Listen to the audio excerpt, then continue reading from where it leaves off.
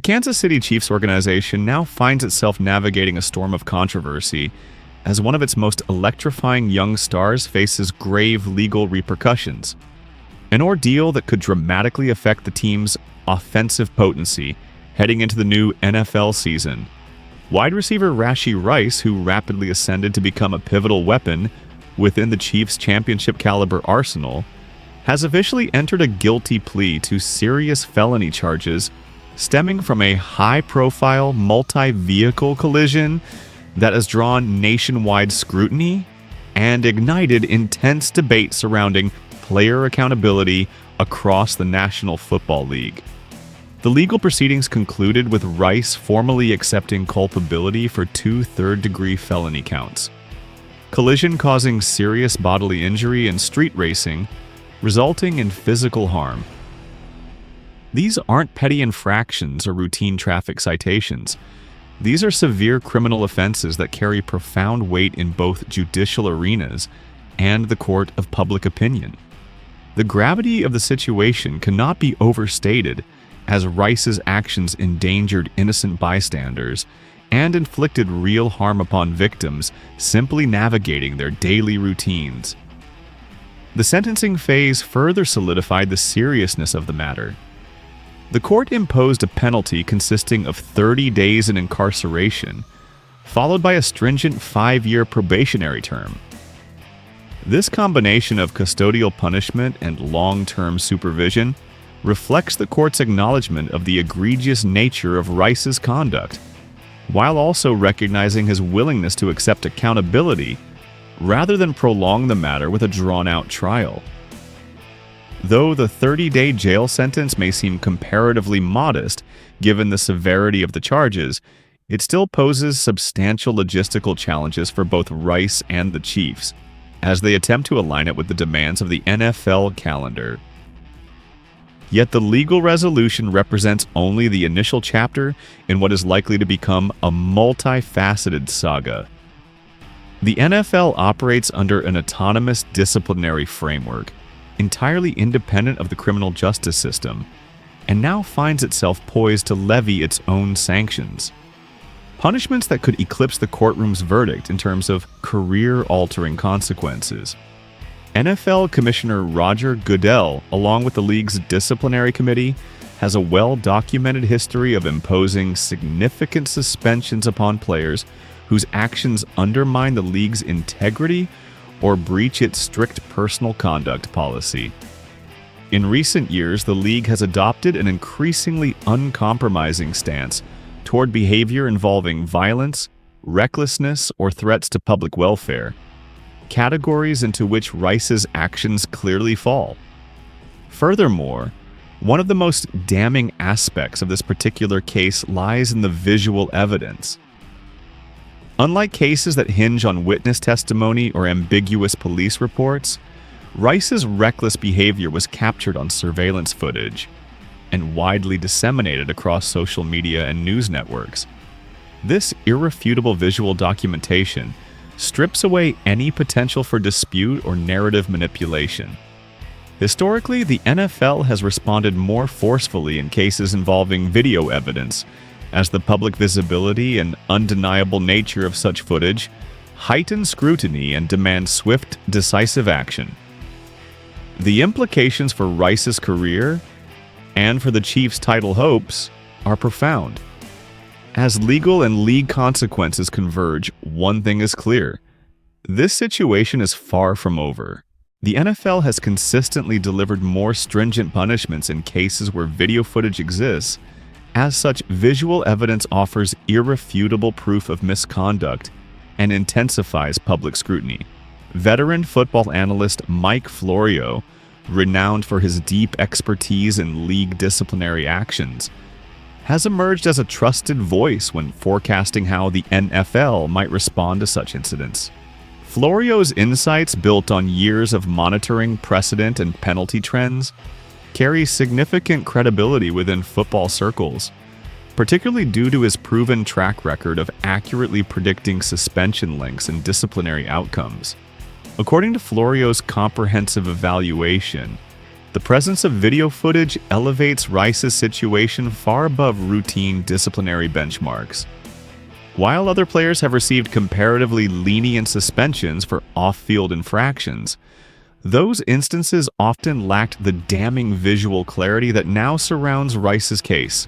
When misconduct is captured on camera and broadcast across media platforms, the NFL finds itself under amplified pressure to act swiftly and decisively, if only to preserve the league's image and reaffirm its commitment to accountability. Florio projects a suspension ranging from 6 to 10 games, a sanction that would have major ramifications for both Rice's professional development and the Chiefs' offensive blueprint throughout a pivotal stretch of the season. A 6-game absence would remove Rice from the lineup through nearly the first half of the regular season, depriving the team of a key playmaker during the critical early weeks that often shape playoff trajectories. A 10-game suspension would prove even more detrimental, sidelining Rice deep into the season and potentially disrupting the team's preparation for another deep postseason run. Adding to the uncertainty is the lack of clarity around timing. Although the legal proceedings have officially concluded, the NFL has yet to announce when its internal investigation will wrap up or when any imposed suspension will commence. This ambiguity complicates the Chiefs' strategic planning as they prepare for the season, leaving questions unanswered about roster construction, offensive system tweaks, and receiver development priorities.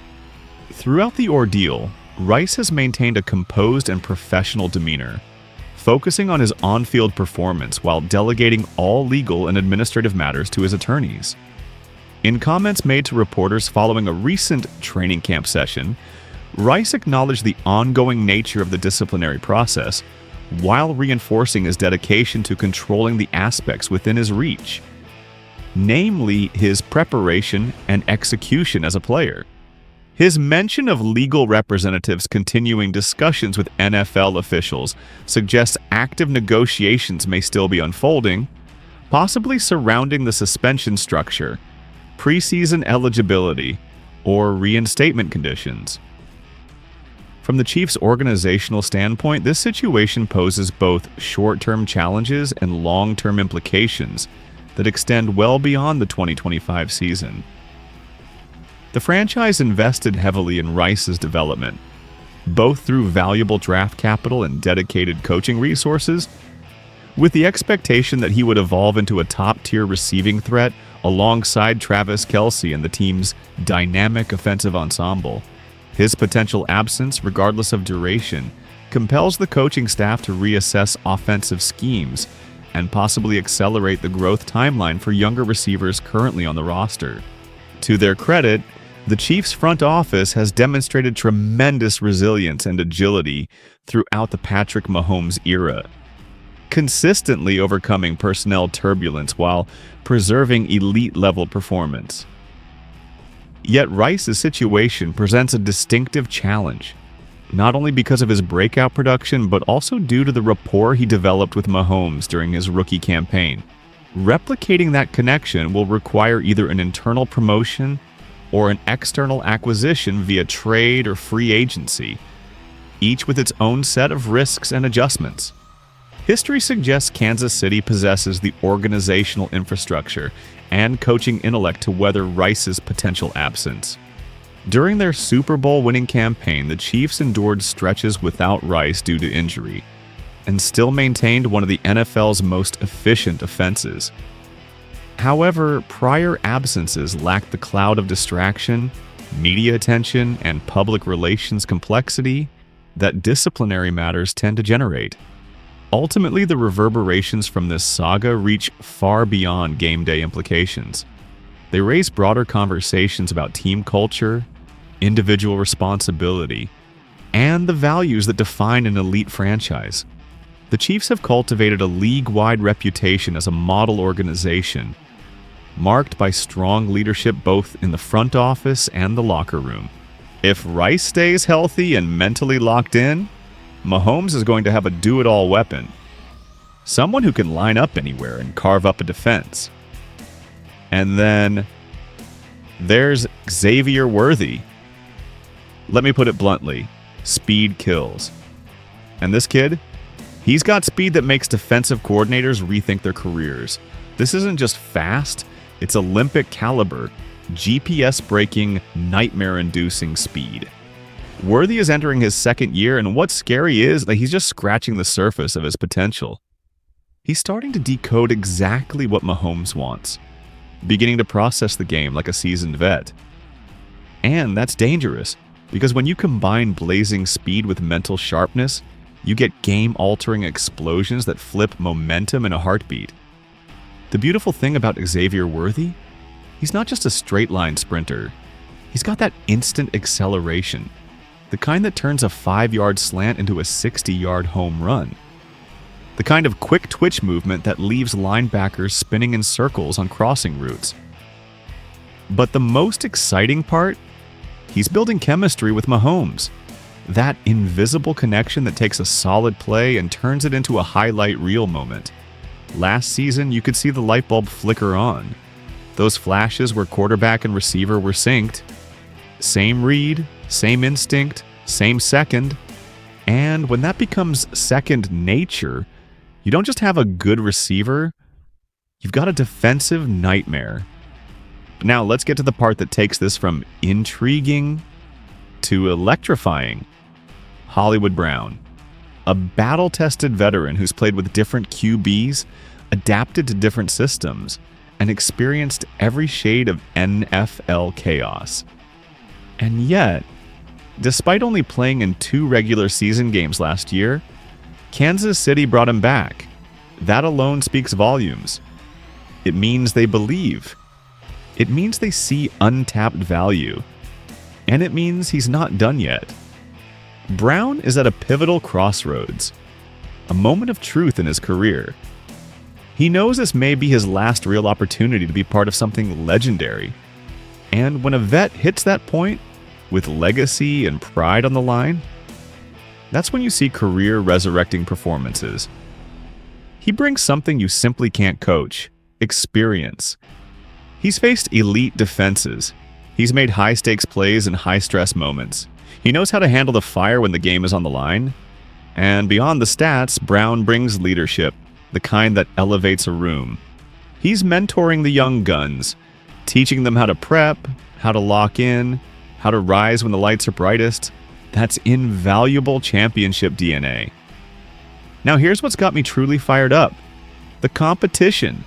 Rice, Worthy, Brown. 3 different styles. 3 different skill sets.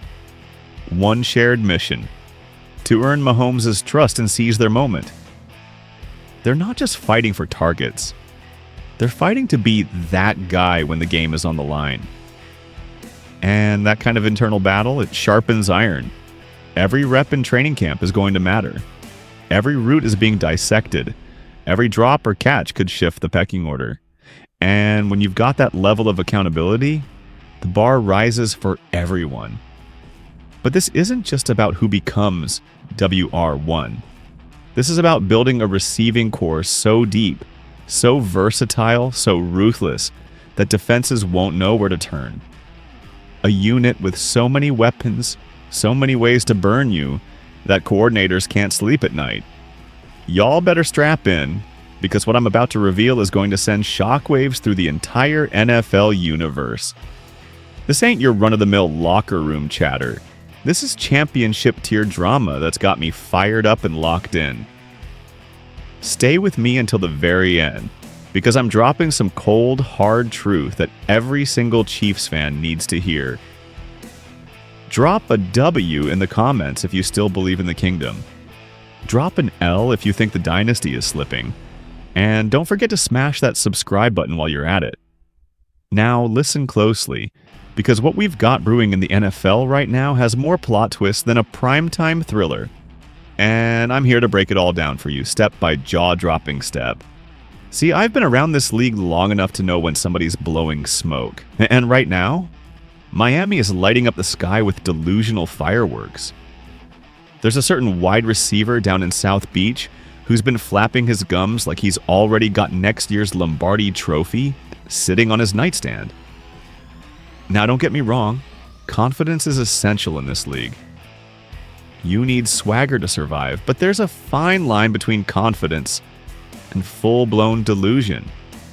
And after hearing what this dude had to say, I started wondering if too much Florida sun is frying some brain cells. Let me remind y'all who we're talking about, the Kansas City Chiefs. Not just any football team, the reigning titans of the NFL, a dynasty built on excellence. 3 consecutive Super Bowl appearances, back-to-back titles. Thank you guys. See you next video.